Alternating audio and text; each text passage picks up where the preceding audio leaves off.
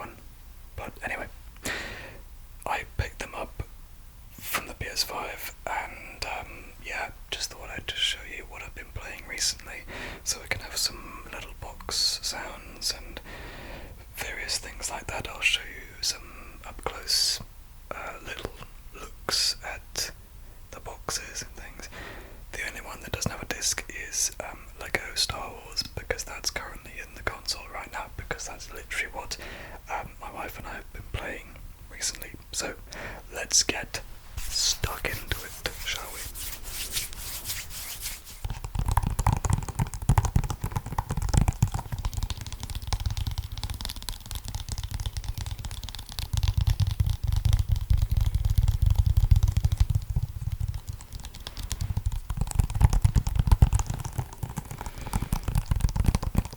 Those of you who know me will know that I like Star Wars, and so this sort of game is right up my street, as it were.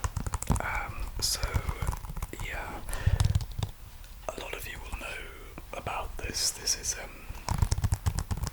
a completely new Lego Star Wars game, in that there have been several Star Wars Lego games over the years, because there was one that was for the prequel trilogy, there was one for the original trilogy, then there have been various other, I think, standalone ones and remasters, what have you, or not, as the case may be. And so there was a complete saga at some point for a previous console generation, and then this one released a few months ago, and has all 9 like main Star Wars films, and I think there is DLC for the additional things. The additional things being the other films that aren't in the main trilogies. So you've got presumably stuff from Mandalorian, Boba Fett, Rogue One.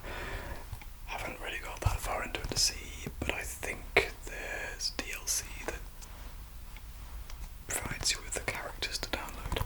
Anyway, it's something for everyone.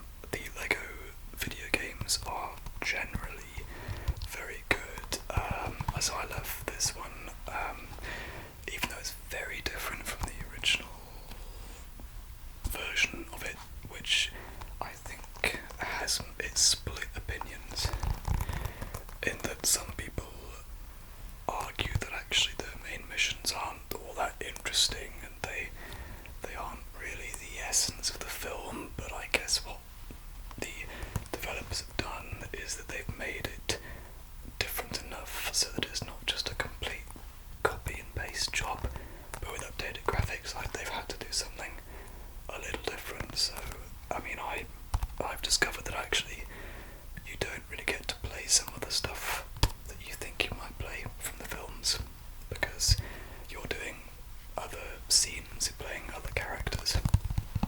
So that's that.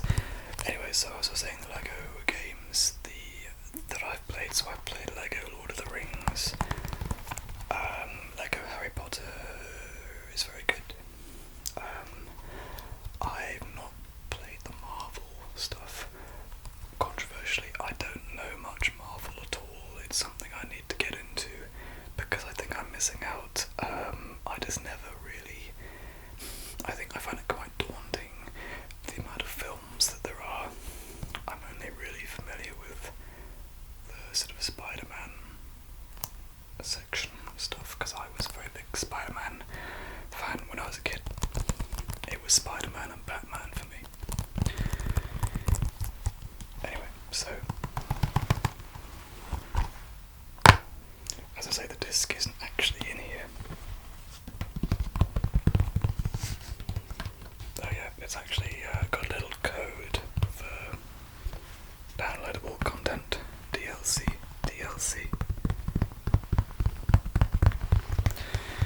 There's something I really nice about older style games in that you don't get an instruction manual anymore. You get a little bit of paper, a little bit of documentation, but I grew up in the original PlayStation era when you would have instruction manuals that were proper like pamphlets, and you know, you could read them in bed at night when you weren't playing. I would just read the instruction manual, because then I don't know, I was obsessed with gaming when I was younger. Anyway, moving on. Sorry, my lighting occasionally reflects a little bit, so you can't actually see what it is sometimes. I've been doing YouTube for a year and a bit, year and a half I guess, and I'm still getting used to the best way to film things. For a bit of behind the scenes action, if you want that, I'm actually using a 50mm lens, which is actually quite a long way away, and so the ring light is attached to that, so it's quite a bright light shining here, which of course is causing shadows behind me, and it doesn't look all that professional, but I'm going lo-fi today.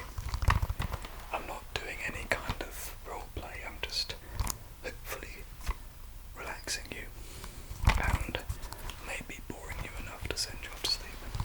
Anyway, this is Sackboy, a big adventure. Sackboy, Sackboy, Sackboy, Sackboy, Sackboy, a big adventure, a big adventure, a big adventure.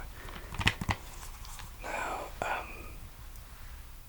you might be able to tell that my recent tastes are not of the violent, gory adult games.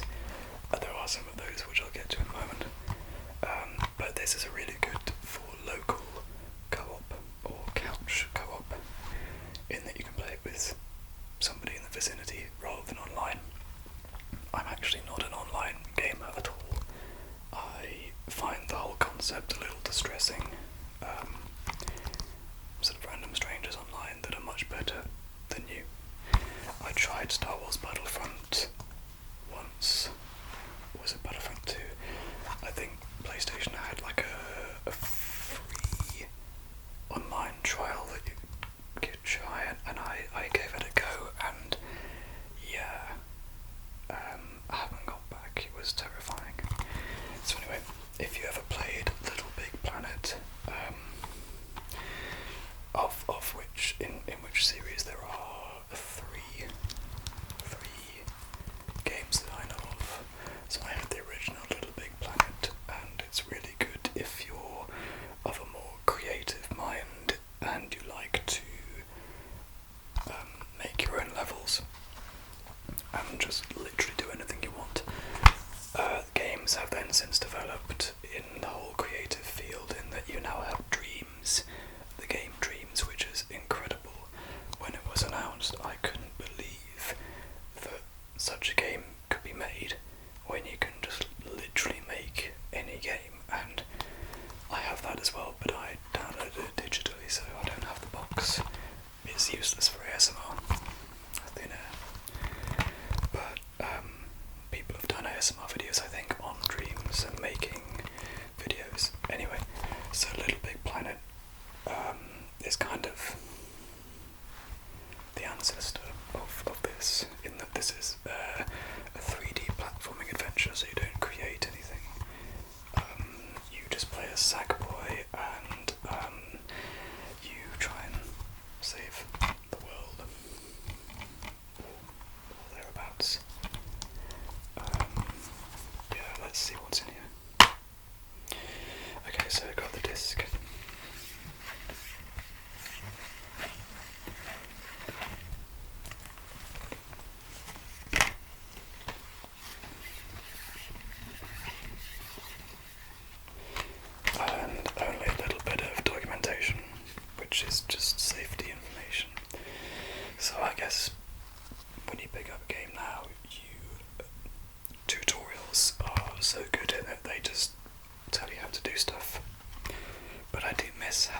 physical reading material.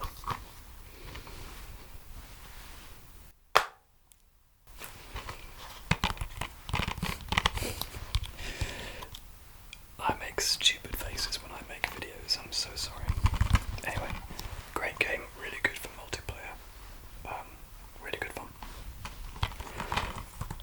It just so happens that it looks as if all I play are kids' games, but actually, who cares?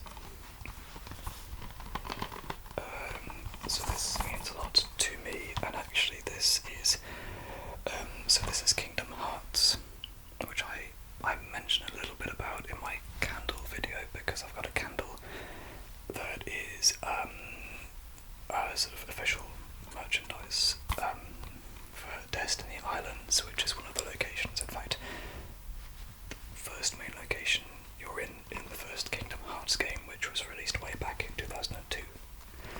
So that ages me a little bit. So I've grown up with the series. If you like Disney, if you like Final Fantasy, or one of those, it's really good for you. It's a series that's grown way more popularity over the years.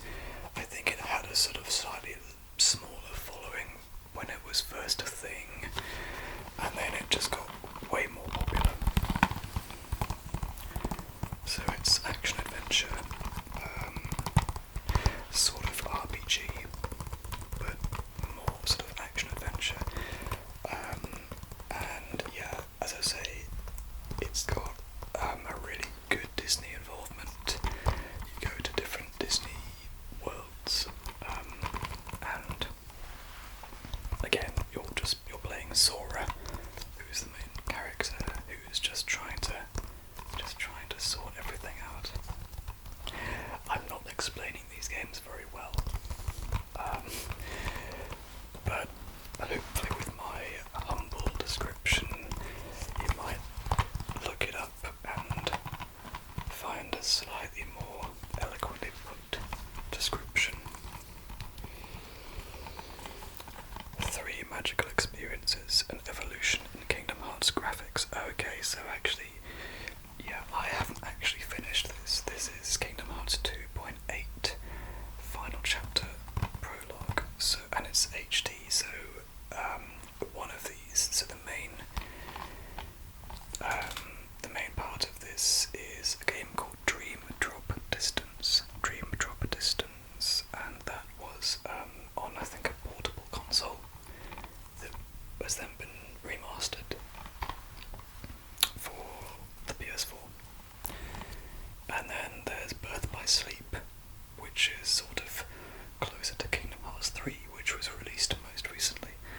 And then Back Cover, which is a new HD cinematic revealing a story untold, and I haven't watched it.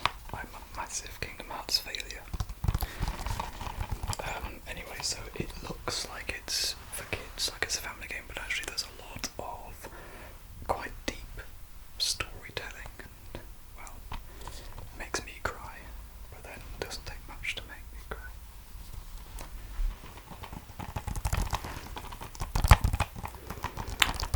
And now we have slightly more mature adult stuff. This is a pretty recognisable front cover. I'm just checking that you can see that. So, this is Assassin's Creed. It's the front cover of Assassin's Creed 2, technically, but this is the Ezio collection. Ezio, auditore di Firenze. Sorry, Ezio auditore da Firenze. He would hit me in the face if I mispronounced his name. So, a lot of people argue that actually Assassin's Creed 2 is the best AC game. Now, I've been with the series since the beginning, which was bizarrely called Assassin's Creed, and that was in 2007, and I remember being so excited, buying it for myself for Christmas. And yeah, because I don't know, I didn't grow up playing adult games, as it were. I wasn't really allowed to play games that were not the appropriate age rating for my age. Anyway, so got that, thoroughly enjoyed it, and stayed with the series ever since. And the series has changed quite a lot. It's kind of barely recognisable now, but I'm being careful what I say here because I'm aware that my audience will probably be split in this opinion, so I'm not going to mention my opinion, because I'm here to relax you and for chilling out, but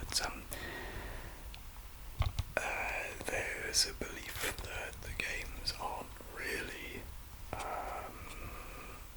Assassin's Creed games anymore, that they're more historical RPGs.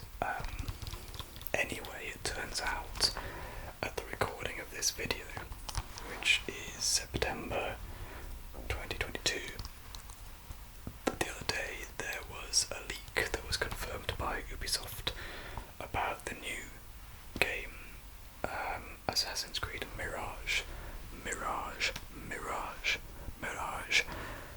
and that looks pretty cool, and it seems to be a return to the roots sort of thing, which I guess some people have been asking for, and some people might find a bit boring, but I guess we're balancing different gaming expectations here, and if you don't like it, don't buy it, I suppose. But I think that's set for next year release. It used to be that these got released every winter, so that was always something to look forward to. Anyway, so in this is the Ezio collection, and in the Ezio collection we've got Assassin's Creed 2, we've got Assassin's Creed Brotherhood, and Assassin's Creed Revelations, and it's generally set around the Renaissance or a little bit afterwards, and so it's really, if you like historical settings, and running around in an open world sort of thing in those historical settings, which happen to be Italian settings and also Constantinople in Revelations, then you'd love this. But then a lot of people already know about these games.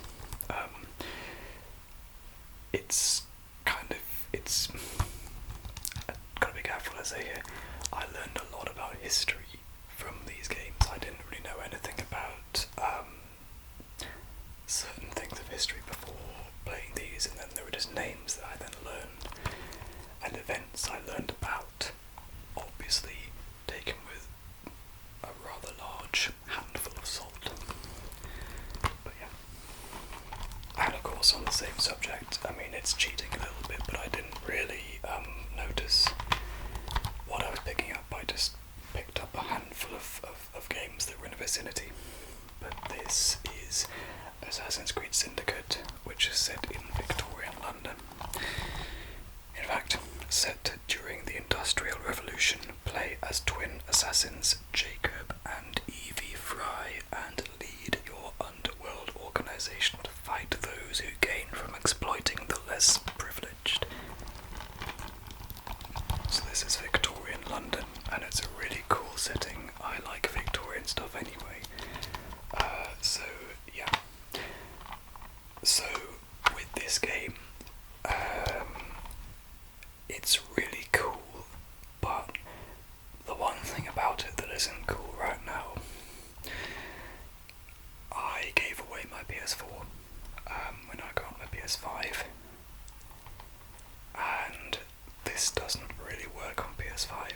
It's one of those few rarities of a game that hasn't really translated that well onto the next generation.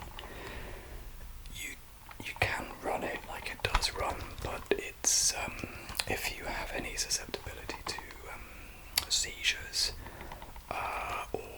things, health conditions that are triggered by a lot of flashing light, it really isn't advisable, because that's essentially all it is when you play it, because it's some sort of graphical glitch that hasn't really been fixed. But apparently, as of July this year, there has been some news that Ubisoft are looking into it, and hopefully there'll be a fix so that we can play it again and not have to shield our eyes, because that's not an ideal way to play games. Anyway, what's in the box? So there is some documentation here. Collectible figurines, and some books, and some stuff about downloadable content and season pass. But again, no instruction manual. Those days, I think, are long gone. But they are not in all cases, and I'll show you shortly what I mean about that.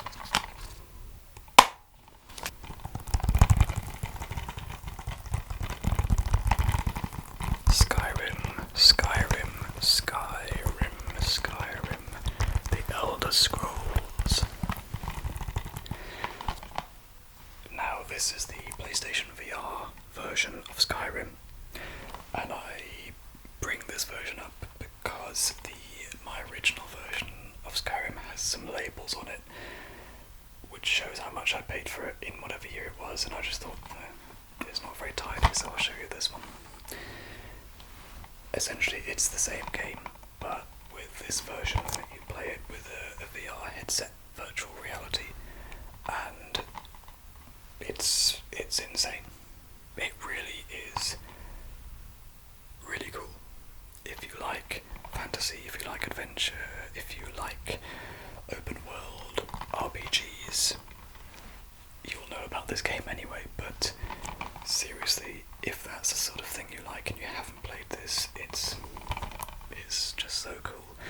It's so cool that it's been released so many times over a lot of different platforms, and there have been remasters and updates and all sorts of things. I mean, people in the know, it's, you just know about it.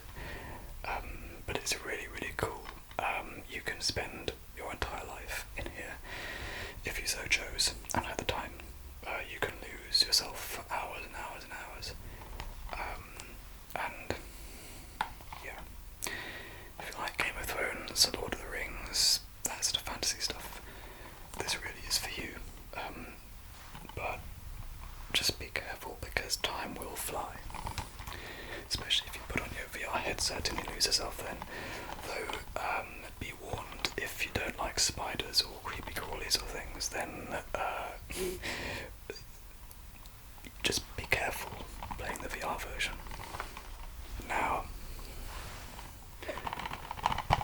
Resident Evil, Biohazard, Resident Evil 7. Now, this is again quite a contrast to the games that I've shown you up until now, in that this is one of my very few horror games. I'm not really a horror person. I don't really enjoy horror films or horror games. You might ask me why on earth I've got it, and the answer to that is I knew about the game and I was intrigued by it. I think people who don't like scary games, there's an element somewhere in the back of your mind that wants you to play them. Well, I certainly have that. But I knew about it. I knew all the things that happened. I knew the spoilers and all that sort of thing. But I just fancied a different experience. But I also really wanted to play Resident Evil Village, which is the game after this. And a lot of people online said that it makes more sense, you get more out of it if you play this one first. So I did. A mysterious message leads you to a sinister plantation mansion in rural Louisiana, USA, with danger lurking in the shadows of every hallway Sackboy and the insane Baker family hell-bent on killing you.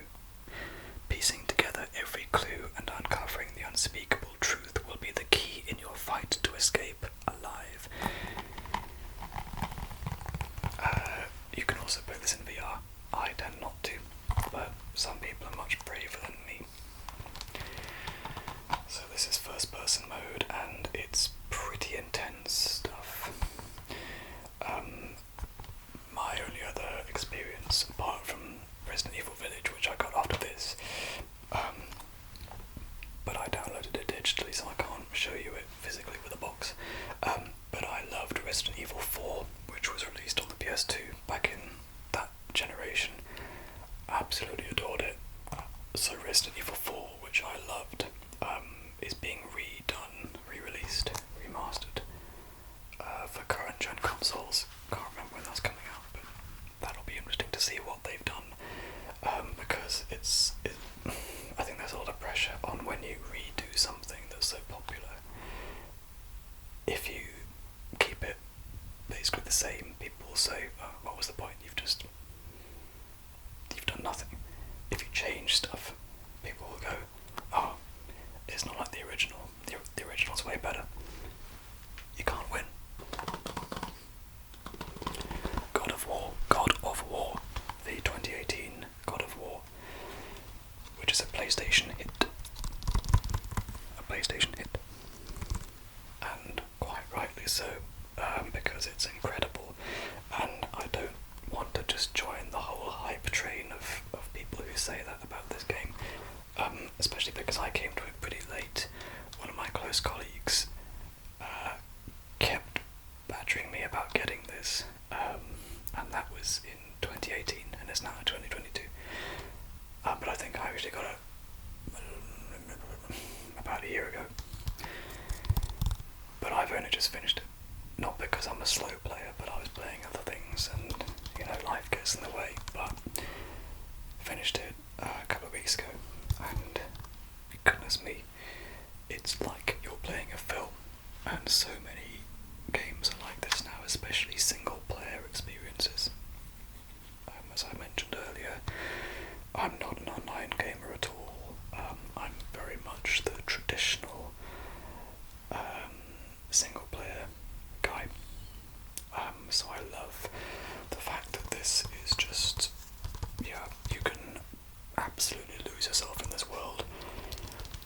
Not only is it the main story, you've got all sorts of collectibles to get, you've got all sorts of additional boss battles to get through if you really want, and upgrades. I'm sadly in the position now when I don't have time to finish games to their absolute completion. So I just do this for the main story these days. But yeah, the sequel to this is coming out pretty soon as well, which is Ragnarok.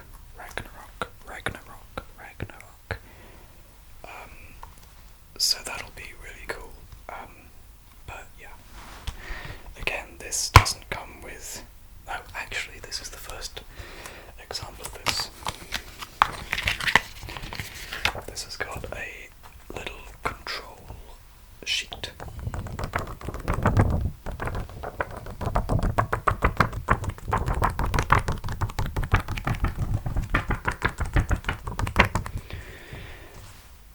So that gives you just a quick guide for your basic controls, but no instruction manual because you just get taught how to play it as you go.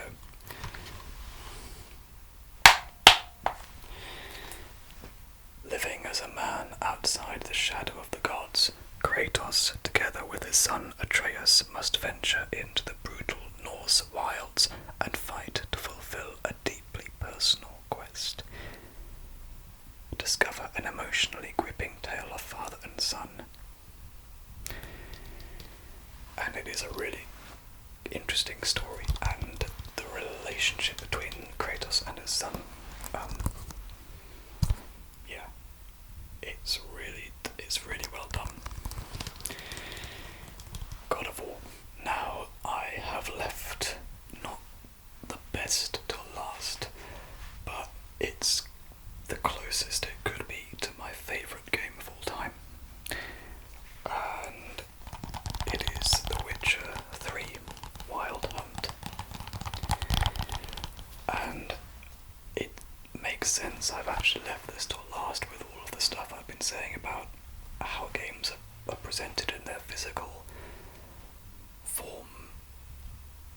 because this is I don't know if this is a collector's edition.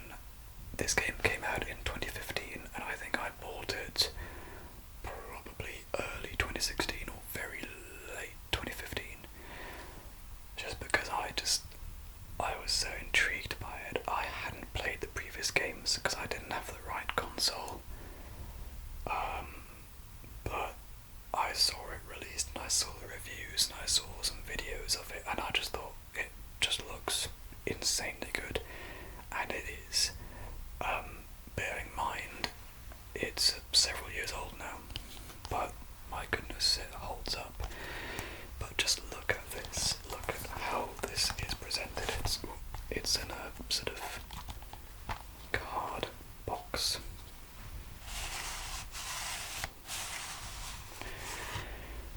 In fact, I remember, so it's got a card box,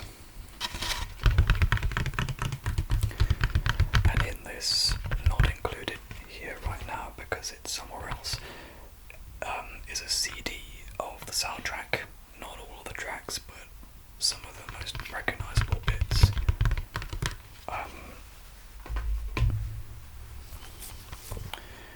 There's a game manual.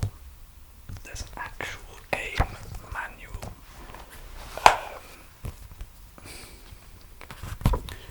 Would you look at that? It's not a very long one, but this is how game manuals used to be. It used to give you little screenshots of the gameplay, and it used to give you a key, what the symbols meant. This is done really well. You rarely see this these days. Yeah. So again, it's not massive, but it gives you just the basic sort of stuff in a nice little pamphlet. But also, in fact, I tell a lie, the soundtrack is in here, and it's got the 31 tracks on this CD. The music is just incredible. I feel I should have mentioned that. I'm a massive music nerd, and the music in games is so important, and it's wild how it's done these days, with composers working on a soundtrack like it's a film. So there's the soundtrack, the game manual, the Witcher Universe Compendium. I mean, you've got character biographies like that, such incredible attention to detail. And you've also got you've got stickers, which I haven't used, but you've also got you've got a message from CD Projekt Red, who made this, but you've also got stickers, but you've also got a map. So this is a map of the game world, and it's just so beautifully done, and my worry is I'm going to open it and I won't be able to close it. But let's have a look.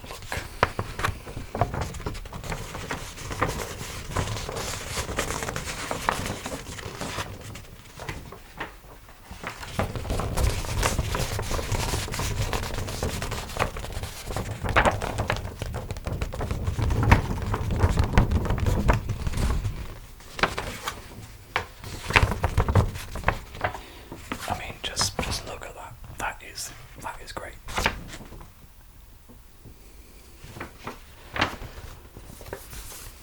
It really is just wonderfully detailed, and it's a nice material. It's not just ordinary paper. It's got a nice feel to it. Some slightly more matte texture.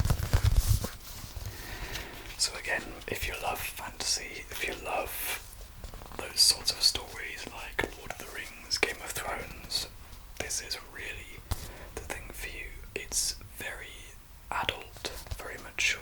Of course, if you know the game, you don't need me to say this, but I don't mean in terms of just that it's violent and that it's got adult themes. It's got relatively interesting ways of portraying certain adult themes. But also it's quite complicated in terms of like leveling up and the sort of things that you can do in terms of crafting and alchemy and making components, and also the combat is, you need to get used to it, because you don't just hack and slash your way, you don't just button mash the same button, you have to really approach things in a really considered way. In terms of combat, you've got sort of a manual in-game that tells you about certain enemy types and how to fight them. And if you're not the right level, if you don't have the right oil for your sword, heck, if you're not even using the right sword, or you're not using the right potions, you're going to find it a bit tricky. So it really is one of those things that you need to spend time on and in, but the story is incredible. It's got so many different layers, you've got different endings, and your consequences affect the world and the things that happen. I really love it. It is one of my favourite games of all time. So, go and get it, if that's your thing, if you haven't already. I think a lot of people have also become more familiar with the Witcher stuff because of the Netflix series as well. So I guess people have also become reintroduced to the series. But actually there are a load of books as well, which I haven't read. But yeah, The Witcher 3, one of my absolute favourite games. And I'm just going to pack it back up again. I did manage to put the map back.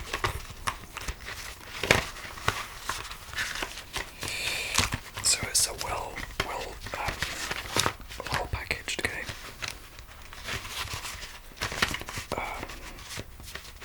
And seriously, for a game that was released in 2015,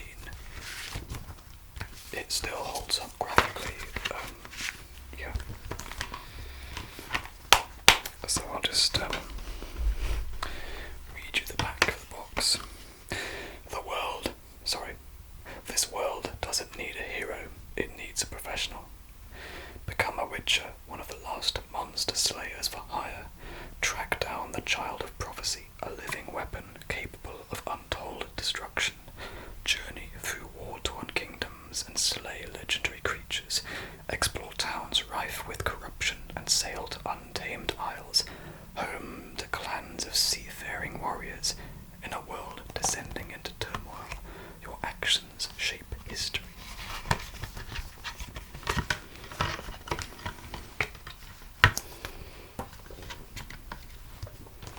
And the challenge is getting it back in the box,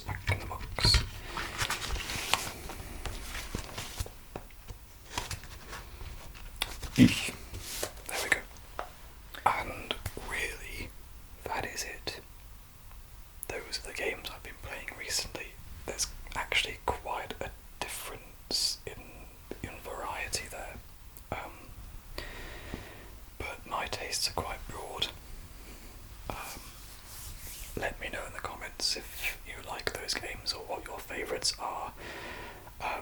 If you agree with some of my controversial statements, and I've tried to keep those relatively brief. Yeah, I hope you've enjoyed it, and I hope you found it relaxing, maybe even interesting. Thank you for watching and supporting me, and I will see